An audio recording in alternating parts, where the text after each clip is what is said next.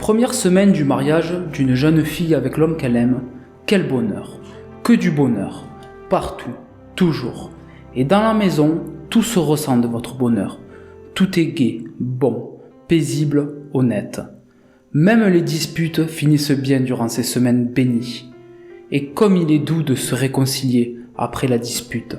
C'est comme un renouveau de la première rencontre, comme un second mariage, une renaissance de l'amour. Et personne ne doit savoir ce qui se passe entre mari et femme, s'ils s'aiment vraiment. Ils peuvent se quereller. La propre mère de la femme ne doit pas être appelée comme arbitre.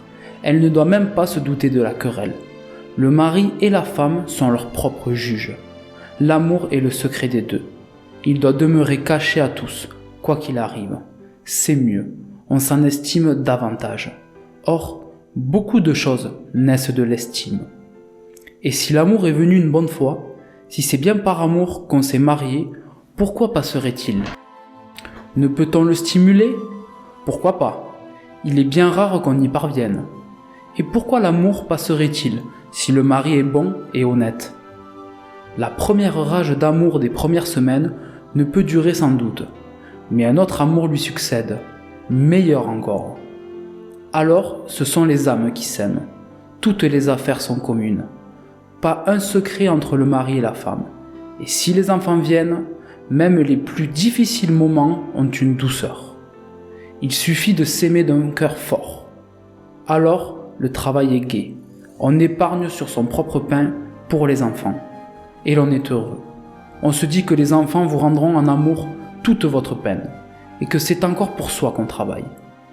Les enfants grandissent et vous sentez que vous leur servez d'exemple, que vous êtes le soutien et que, quand vous serez mort, ils garderont toute leur vie, dans leur cœur, vos sentiments et vos pensées, tels qu'ils les ont reçus de vous, qui conserveront fidèlement votre image.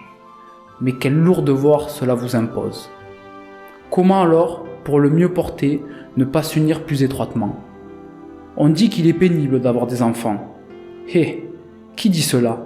C'est un bonheur divin. Moi, je les adore. Tu sais, un petit enfant qui serait pendu à ton sein. Quel est le mari qui pourrait avoir une pensée d'amertume contre sa femme en la voyant assise avec son enfant dans les bras ?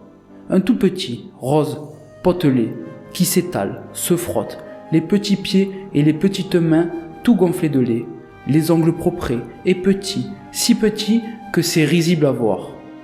Et ses petits yeux, si intelligents, dirait-on pas qu'il comprend déjà tout ?